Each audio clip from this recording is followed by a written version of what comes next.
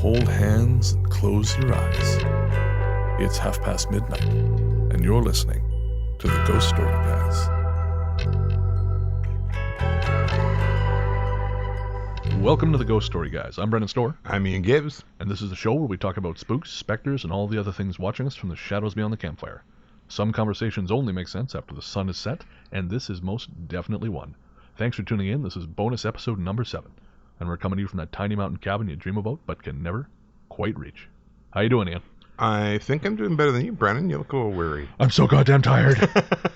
What's going on? I'm so goddamn tired. Well, we had to wake up early this morning. Well, early for you. Well, it's Saturday, man. Normal time for regular people. I sleep until like 11 or noon on Saturday. Most days.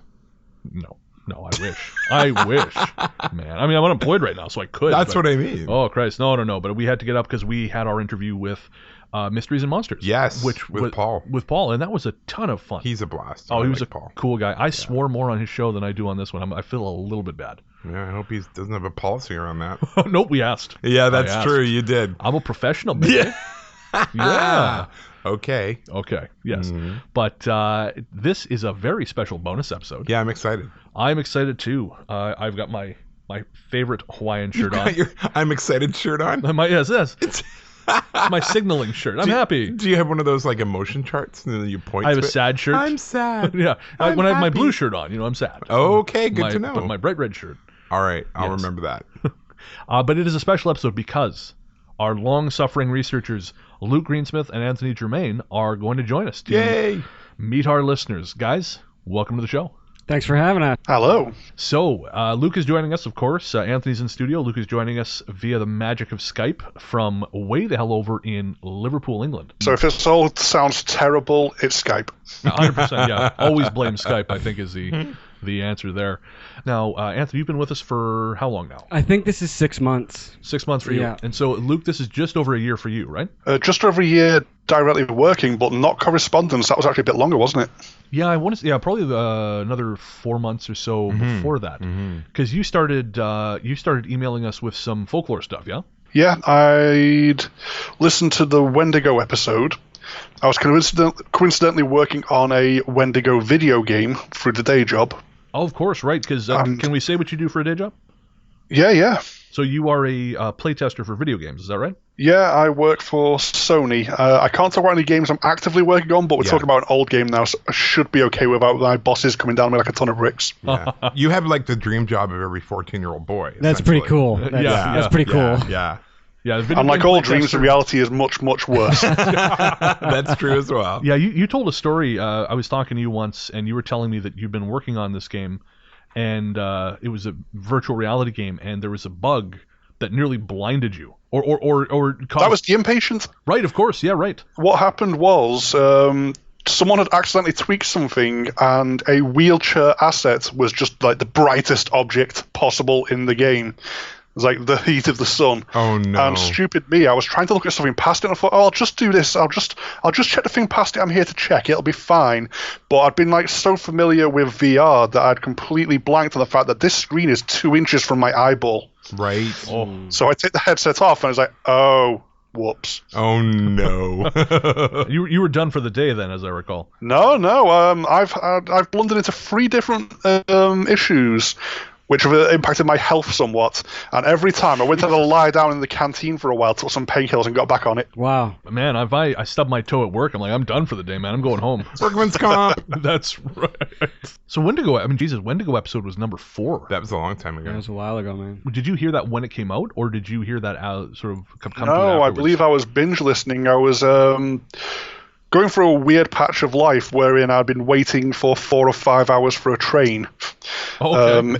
From the end of work to getting to sleep. Right. This was before I moved into Liverpool for work, because I wanted to make sure that work was going to be stable before I did that, so I just hung around in the city. I was at like a 24-hour gym, and I was listening to the Ghost Story Guys while I worked out. Wow. I guess that'd be, what do you call it? Distracting. So tired. Encouragement. I don't want to be like these assholes. I better work out. Bit of like a Christmas Carol. It's like, this is how you could go wrong. It's like, stop running on the treadmill faster. Yeah, no, you're not wrong. You're not wrong. And so, Anthony, now your road to the Ghost Story Guys was a little more circuitous. Yeah, my road to the Ghost Story Guys began with another podcast called Mysterious Universe. Yes. And you were interviewed on it for your book, available. Strange Little Place, available everywhere. Fine books are sold. Oh, please You got to it before stop. me. Oh, he always will. He always will. So when you mentioned being in Victoria at the time, I was like, well, who the hell is this guy? This is awesome. So I sent you an email about going for beers. But right at that time, I found out that my aunt was very sick with liver failure. Right. And so I started testing to donate Right. Of course. a portion of my liver to her. And so I couldn't drink. Right. So I stayed away from responding to our emails. So I became the donor, and my family did a GoFundMe campaign. This is, about 6 months after I had first reached out to you. Right. And you donated to it. I did, and which is funny because I saw it first because I know someone in your family. That's as right. it turns out, we sort of had a connection. I used to know their ex partner. That's right. And so I knew them that way. And it came up the first time, and I thought, tons of people had donated. And I thought, he's fine. They're fine. So I'll leave it because I don't go anywhere unless I'm called. I don't unless I'm needed. I'm like, I got shit to do. But then it came up again months later, and I said, okay, they're still short of the goal. So I thought, okay, well, that's then obviously my I can help out there. So that's just funny how that it kind of kept coming up. Well, what was really funny is that we were in Edmonton getting ready for the surgery. We were only a couple days away from the surgery itself. Right.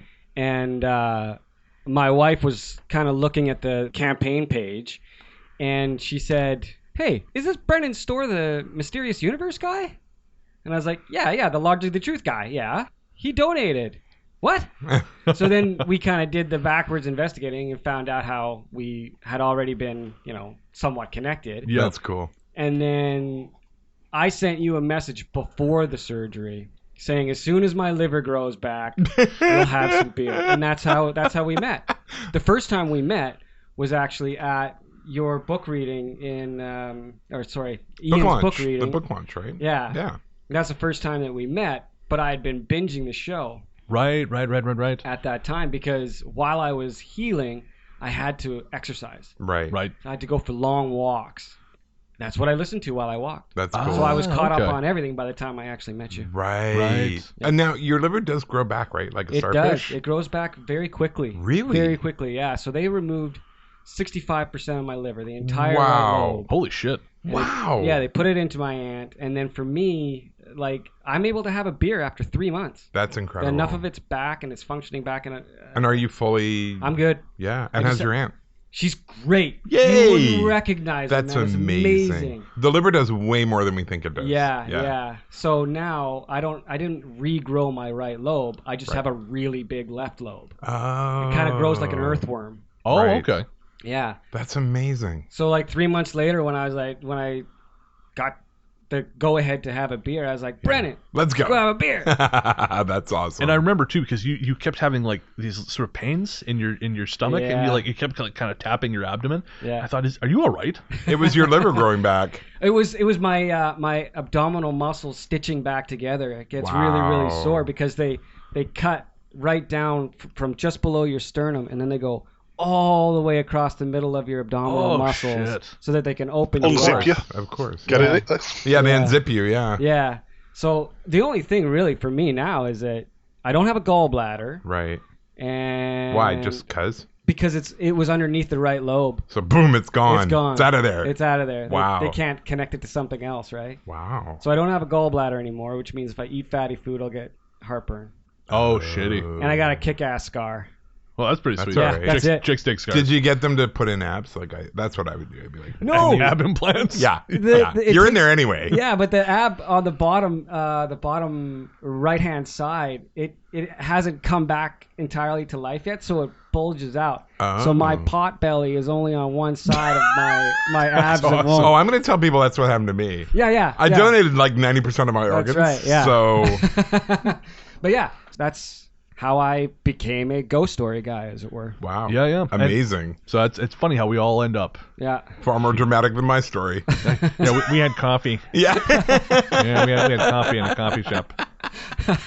So you guys have coffee and go, yeah, let's do a podcast. Yeah. And then somehow me and Anthony both get there via exercise, of all things. Right. That's right. You had to exercise and I had to go for walks. Interesting. Maybe you you and should I- exercise Maybe we more. should try exercise or something might happen. Jesus, We mostly just get together and eat. yeah, we really do. Yeah, like you got we got to the studio and I had this thing of microwave scrambled eggs that I was just hastily shoving in my face because I was trying to get something so I wasn't falling asleep standing up. Yeah. And of course the fried chicken is a regular staple. That's our touchdown. Yes, It's a spiritual for experience. better or for worse. So now you guys, how terrified are you right now being on mic on the show? Is this distressing? I thrive on attention. I'm not bothered. Fair enough. And because you've done some interview work, right, Luke? Like you're very active in the horror community in Liverpool, yeah? Yeah, I mean, I could do more and should push to do more, but I've done a little bit of interview work. I did that panel for 30 Days of Night, so I do get around. Right. But you're relatively new to the mic, Anthony. I'm brand new to this Is it stage. terrifying? Is it? No, it's just that I finally get to talk back to the podcast. Like I listen to it and Ian will mention something and I'll start talking to my headphones. But now I actually get to do it. So Nice. it's not scary, but it's new. Yeah. Right? Yeah. Well, I saw that there's that meme that you ever want to feel like a ghost or listen to a podcast and know a piece of trivia that they're trying to remember. Yeah. Yes. Shouting at it. Yeah. I just hope, Anthony, you don't start screaming like, shut up, you're idiots, shut up. I never do. I never Okay, do. good. It's like the first time, comforting. actually, I was at work and I was on somebody's roof, and they were trying to talk to me, but I had my headphones on because I ignore people as much as I can. Yeah. Sure. And you started talking about dowsing, Right. and I said, I know how to do that. And they thought I was talking to them, right? Because they were talking to me that I didn't know about. That's funny. And yeah, so I had to take my headphones off, which means I had to pause it, which means I had to listen to what this goddamn person is going to say to me. Living human. So you kind of ruined my day. I'm sorry. You tick. It does it to me all the time. It happens a lot. You get used yeah, to it's it. a common theme. Yeah. I had a similar sort of thing where instead of like talking to the podcast, I immediately went and did like a massive email saying, hey, this is all the stuff you didn't mention about Wendigos. Yeah. Yeah, we really need to revisit that. I picked up some kind of I picked up a book on Wendigo after getting your first emails, and it's sort of a rarer one apparently. So I'd love to, and I know you've done a lot of work, done a lot of research rather into that since.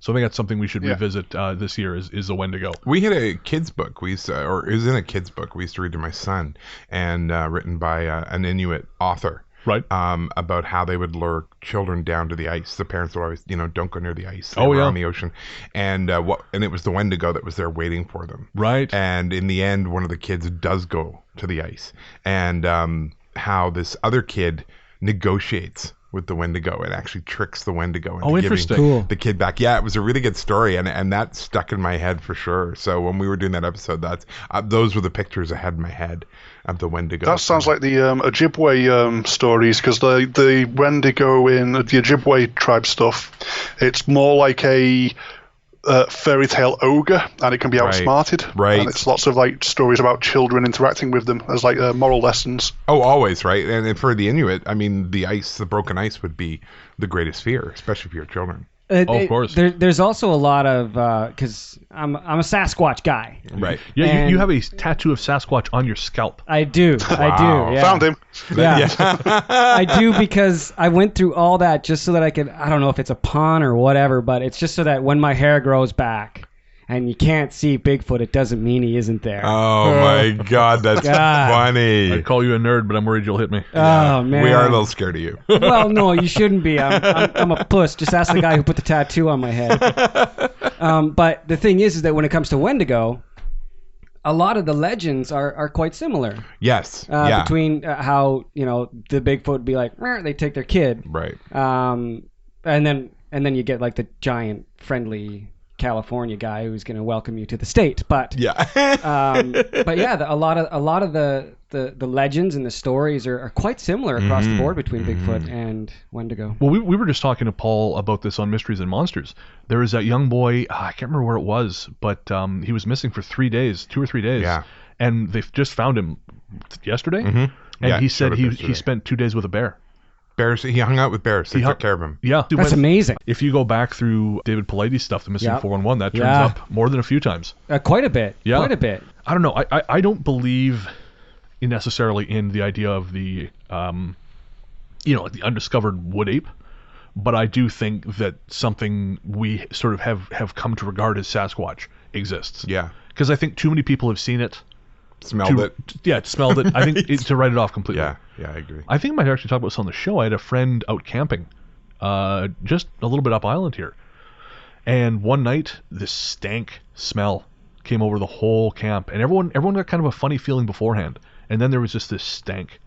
And it stuck around for a little bit and then moved on. There's tons of Bigfoot stuff up island. Tons. Well, really? even Isuk. Oh, yeah. I hear about it all the time. In Isuk, the Malahat, Duncan. It's quite heavy. Interesting. Yeah. Well, I know East Sioux in general is a very powerful place. Oh, yeah. You know, we talked about this on the early shows because that's literally the only place in the world where someone has asked me to come hiking with them, and then later I've gone back on my own.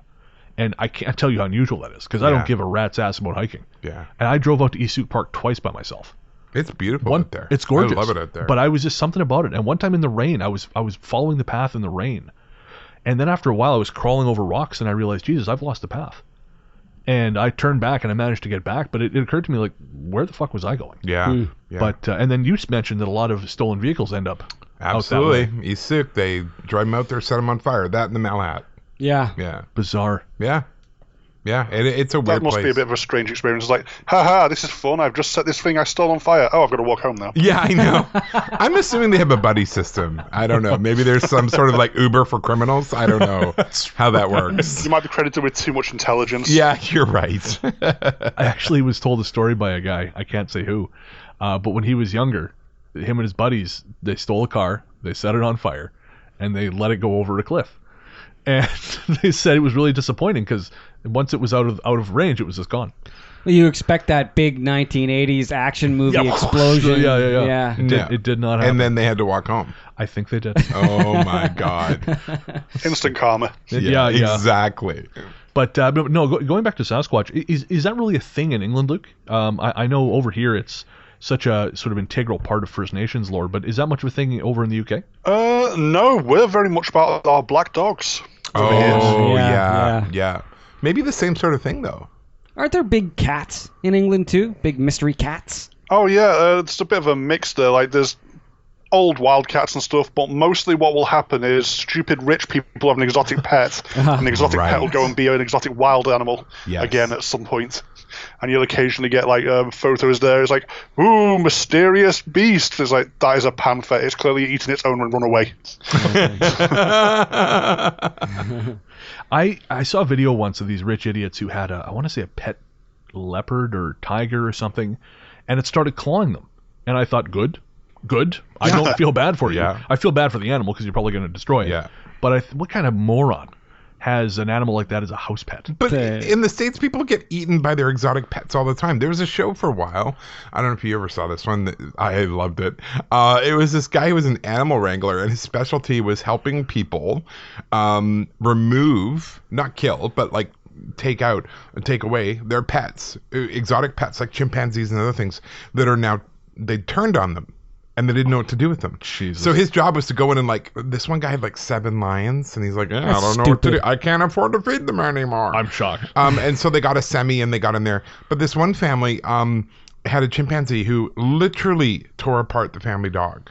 Oh my God. Yeah, and was now going after the children. That's fine. And this guy had been brought in.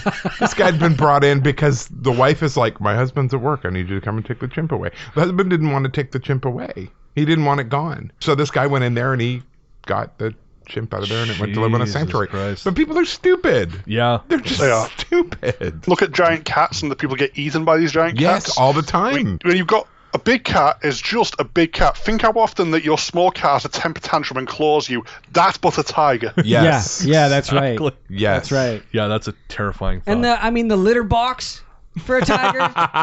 That'd be a full-time job. Yeah. I mean, you just fed him a goat. Like, imagine how that's coming out. yeah, that's gonna be some big tiger logs. I can't believe you No. just used the term tiger logs. I'll be cutting that out. Really? Actually, I like It should that. be a You should give T-shirt. it- Yes. Tiger logs. Brennan says. Merch opportunity. Yeah.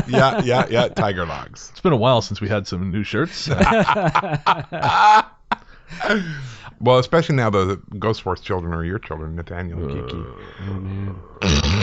I am loving that. When he told the arcade owner, or no, when you were in the arcade and you told whoever it was that your kids were in the arcade, that was fantastic. I don't know where that came from. It's but a great brilliant. story, but I swear to God, that's gonna dog me to the end of my days. Oh, I will ensure that. I will ensure If hell is a that. real place, you're determined to go and investigate every nook and cranny of it, Brennan. Wait until Father's Day. Oh, you motherfucker. God almighty. I actually had a message from Cherie the other day on Instagram, and she was saying that she just gets a real kick out of that story. And I said, oh, man, I'm glad someone does. Oh, I do. Yes, I know. Everybody does. man. Everybody but you. The fact that you had to justify to a stranger why you had to be in an arcade and invented children to do it. It's so layered. It's so multi-layered. I don't know. It just came to me, and for some reason I couldn't just say, "Oh no, I'm just here playing some pinball." I know, I get it. They have a pinball league there. I could have get it. lied and said I'm in the pinball league. No, I get it. You know, but you went into a full shame spiral, and Yep. it took you to a very dark place We took a journey. where you had phantom children. Yeah. And I love that person then told you what a great dad you were. Oh, That was just That was the cherry on icing. the Sunday. Yes, icing on the cake. the cringe. Yeah, the I'm cringe gonna rises. from now on. You're gonna get like world's greatest dad mugs. I'm just gonna source those for you. Oh, don't get me any more mugs. Give me a world's greatest dad shirt. That's fine. Or a tie. Or a tie or something. Yeah. yeah. I have everyone buys me mugs. I own one mug.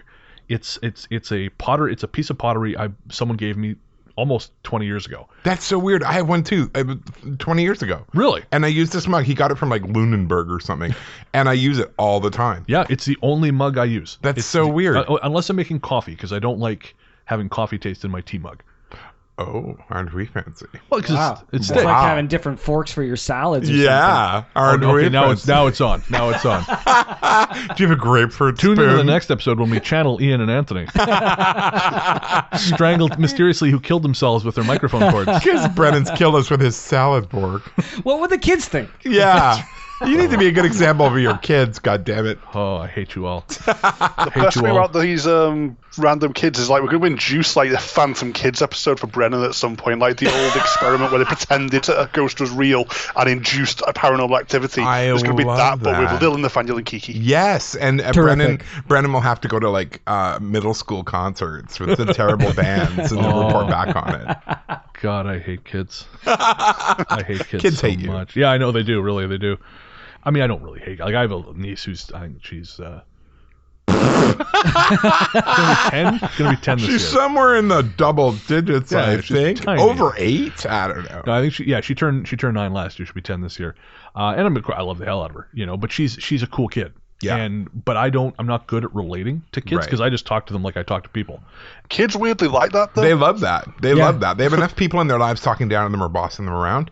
I've always found that you talk to the kids the same way you talk to anybody else, they're going to connect with you. Well, my kid is going to be 17 at the end of February. Yeah. Of course, yeah. And That's terrifying. I don't hate him. Right. I just hate everyone he knows. Yes. Yeah, that's You fair. know? Your kid's different, though. He's a smart kid. That's why I don't hate him. Yeah. That's fair. Yeah, no, my niece is a great kid, but yeah, going to the high school, I had no idea how to talk, like at what level, because especially being in a school setting. Right. Well, less swearing. Yeah, that's it. I And really no had talking to. about boobies. Yeah, I had to sort of self-censor. I'm like, okay, I can't, and I ended up dropping a motherfucker at one point. Oh, That's talking to him. Thankfully, it's a grade 11, 12 Yeah. class.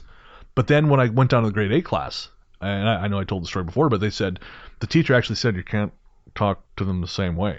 And so I keep going, stuff, frack, you know, or whatever, you know, and you know, these kids are thinking, what's this guy's fucking problem? Yeah. You know, yeah. but, oh, funny. man. It's, you know what, when you're talking, like, depending on the age of these people, it's when shit goes to stuff. Yeah. Stuff. Yeah, stuff. Yeah. Stuff. The big man talks like daddy on the weekend. Actually, that sort of brings me to a question. Being in a place like that, especially with those kids, and being really open about all this paranormal stuff, because I couldn't just talk about the book from a dry perspective, because I don't think writing a book's that interesting. So I had to kind of be open about, well, these are my experiences, and this is sort of what I've been through. How easy has it been for you guys? Because I know, Luke, you when you came to us, you're still pretty skeptical, I think, but I think you were more skeptical when you came to us. But you have had a handful of experiences. How easy is it for you to be open about, like, say, working with us or your own experiences? Oh, I'm completely open about it. I mean, I can't be incognito. Right, because There is no way for me to 100, try right? and pass as normal, so I don't even bother trying. Because what are you, 6'2", 6'3"?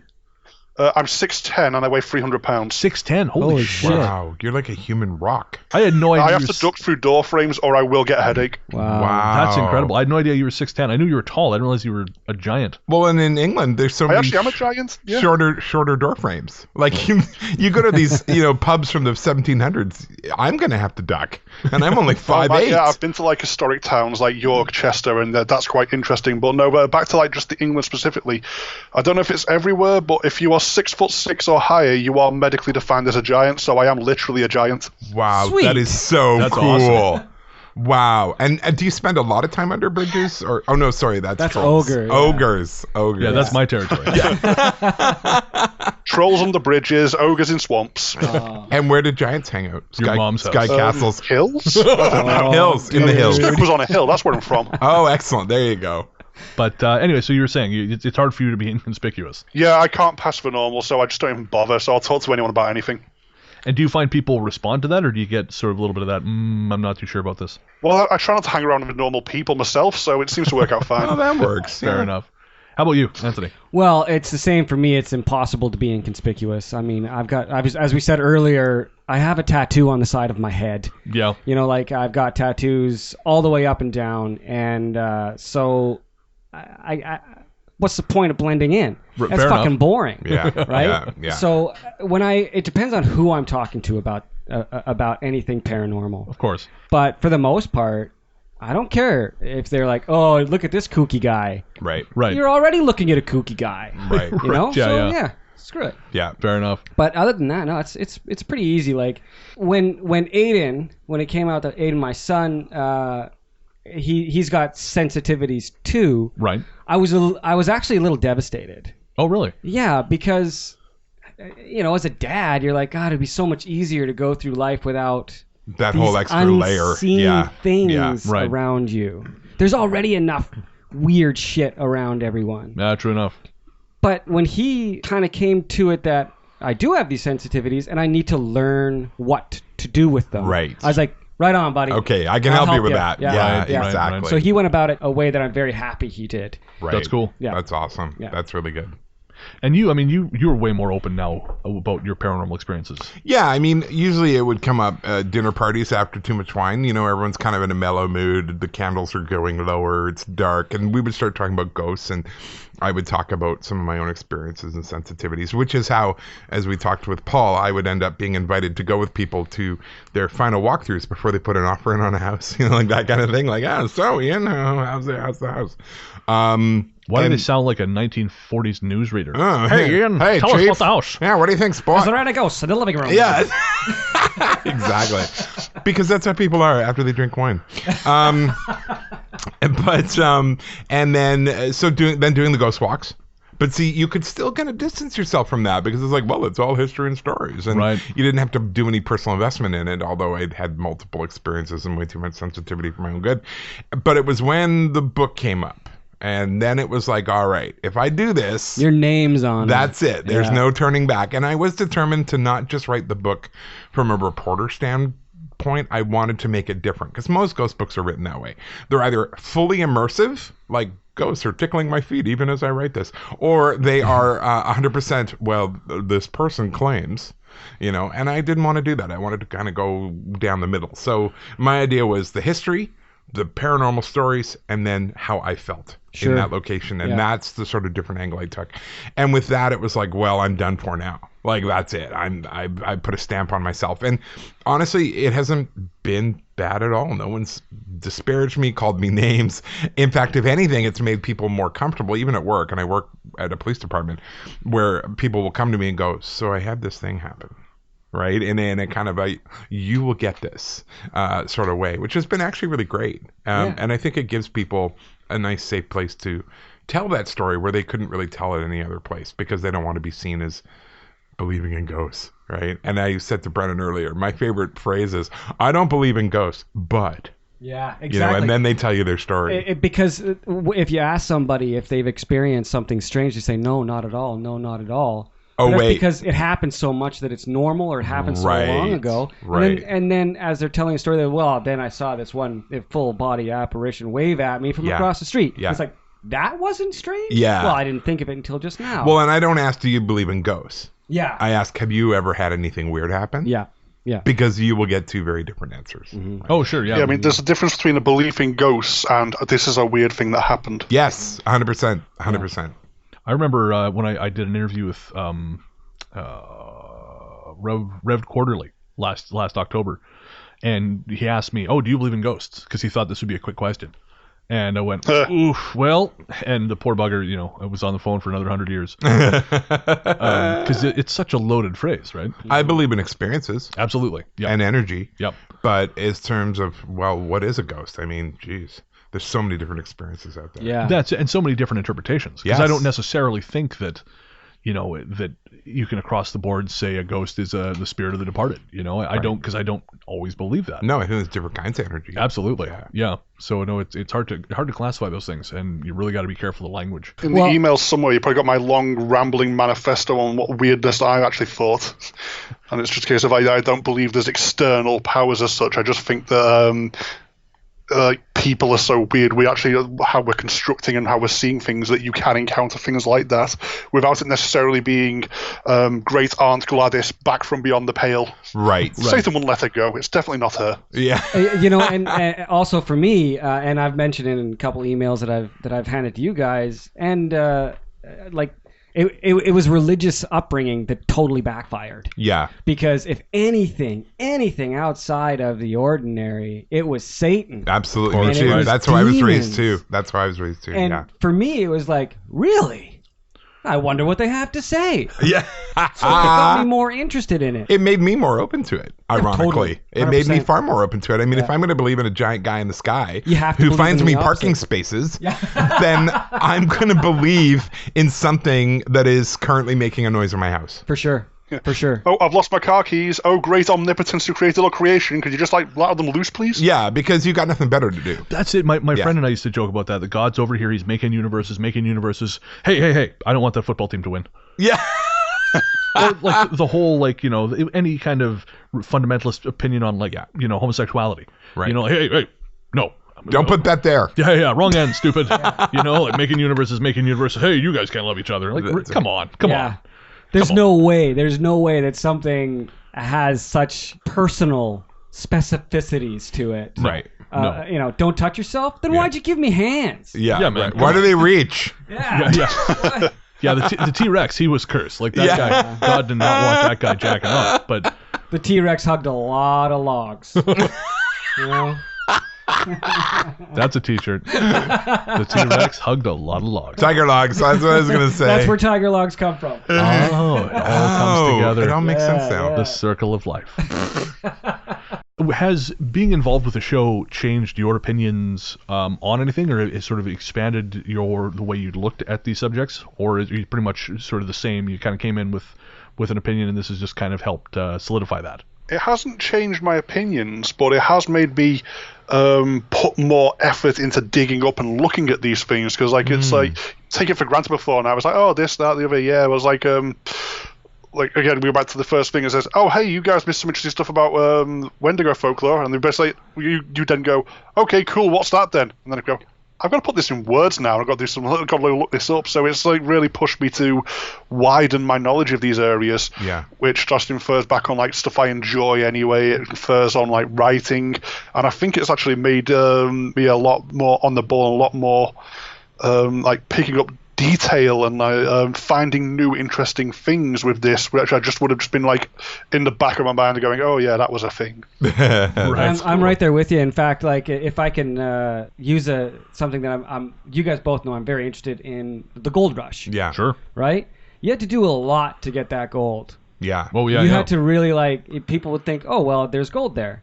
Let's go get it. But you'd have to do a lot of steps. Take a It was awful. You have to It was sift awful. through it. Yeah. I've run a sluice box. It sucks. Yeah, but yeah. when you get the gold, it's there. So you Yeah. you keep on digging and you keep on going. So it actually has driven me to look deeper and sift through a lot of silt. But you find it. You find it. Yeah. So it's affected the way that I actually like research. Right. Yeah.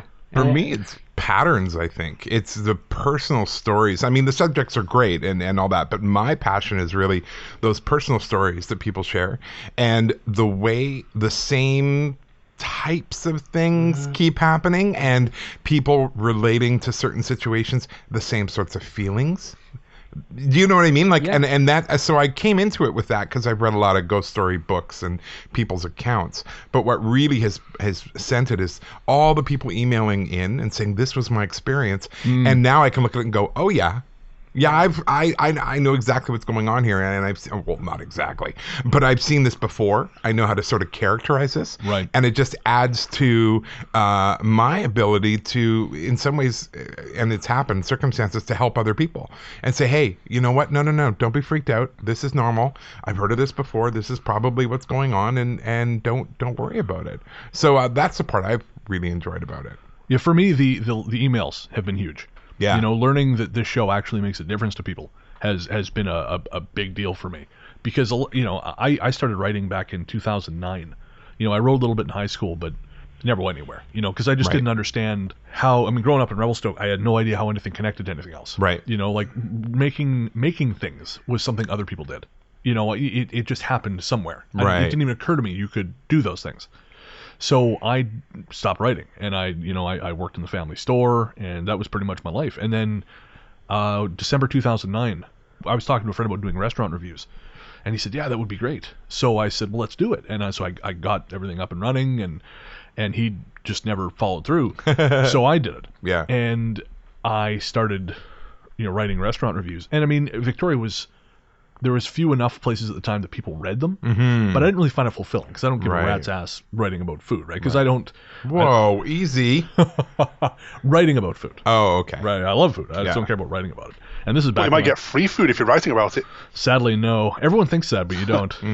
No, because you can't. I mean, unless you're working for like a paper that's expensing you, Right. you can't just go in and say I'm X. I mean, people tried. I but- did some Yelps. Yes, Do you remember when Yelp was a thing? I do. I wrote hilarious Yelps. People loved them. But it never really went anywhere. Yeah, and neither did my thing, and because it was just like, it's so hard to be seen. It's so hard to get views. To cut through the noise. Yeah, whereas like this show has been great for that. And when I see the emails and see that people are connecting and Yeah. and I see their experiences, I think, okay, that for me has expanded my sense of connection, being able to say, okay, no, what we do can matter. Well, and from literally all over the world. That's what I love. Yeah. Like, Yeah. that's amazing to me. We have a patron from I think Denmark. Yeah, Denmark. Yeah, And some in Australia, and it's crazy. yeah. I don't think we have any patrons in Australia yet. Oh, sorry, I meant like But emails. listeners, yeah. Oh yeah, no, we have listeners. Are you hearing that, Australia? We need some patrons from you. That's right. Yeah. We've had a weird uptick of listeners in Germany. I know. Not touching that one. Nope. Don't say anything. We don't want that to go down. Thank you. I love Germans. I love their cars. I get along very well with Germans. Yay, bratwurst. When I found out the Germans eat meat for breakfast, I was thrilled. Right? And cheese. Oh, sorry. But cheese. Yep. They're big on cheese and bread. I was back in 2008. A friend of mine was playing semi-pro volleyball over in Buell, Germany. So I went over there and we hung out for a while. And I remember for breakfast we went for Wiener Schnitzel. And it just I love Wiener Schnitzel. oh, it's amazing. Oh, I was thrilled. Bring it. Deep fried meat. Come on. Yep, sold. No, I'm big fan. Love Germany. All right, well, I think we're going to bring it to a close. We're going to continue this, of course, for patrons afterwards. If you want to be a patron of the show, head on over to patreon.com/ghoststoryguys. There are tiers at the $1, $5, $10, and $20 level. And that gets you access to our bonus episodes, which is usually 1 or 2 a month, anywhere from 25 minutes to an hour long, and a number of other pretty cool things. So again, that's patreon.com/Ghost Story, guys. Luke and Anthony, thank you for coming on the show. This has been thank you. awesome. Now you guys know what they sound like. These guys, because So quit harassing us. No, legitimately, this show, we've been able to do so much more having you guys around. Oh, 100%. Having you guys helping us has been, especially, it's just been such a load off, because I know before Luke came on board, I was burning out pretty hard, because I was trying to do something that we just didn't have the resources to do. We didn't have the, I was trying to be Mysterious Universe. And those guys are, well, they're great at what they do, and it takes a lot. But it's a team who does it. It's a team. They have an entire company behind them. Yeah, they're a full-time job. Yeah, we have Brennan. Because I'm useless. But yeah. So no, you guys, you make our lives so much easier. Again, the show we couldn't do the show without you. So thank you for the work you do. We're hoping to hear more of you on the show. I know Luke is prepping his Luke lore segments. Which I'm looking forward to that, Luke. I really am. Yeah, me too. Bringing it back around to Wendigos, Wendigoag is the plural for Wendigo. That'll be on the Luke lore as well. I didn't know that. I'm going to dig out the old email, and I'm just going to ramble on about all of the little tidbits of folklore we couldn't really fit anywhere, because we're very, the Ghost Story guys is very personal story focused. So the Luke lore stuff, I'm going to be filling in just like the tidbits and the general background stuff that doesn't really fit on the show, but is adjacent to what we're talking about. Yeah, that's great. And that sounds like a lot of fun. Yeah. I'm looking forward to it. And those will be available first to $5 and up patrons, and then they will be released on YouTube. Oh, cool. So those will be audio files released on YouTube. And maybe going forward in the future, we may even have some video stuff. Cool. We don't want to commit to it yet because it's a lot of work. Yep. But we're slowly, our thoughts are drifting in that direction. It just involves being out of the studio a little bit, and that's scary. Yeah, I'll need more fried chicken for that. Yes, we'll keep you fueled. That's the only way I get paid. You and me both, brother. All right, guys. Well, again, thank you so much. Hope to have you on here again soon. And I guess that's going to do it. We'll be back in a week with another show, and until then, into the darkness we go.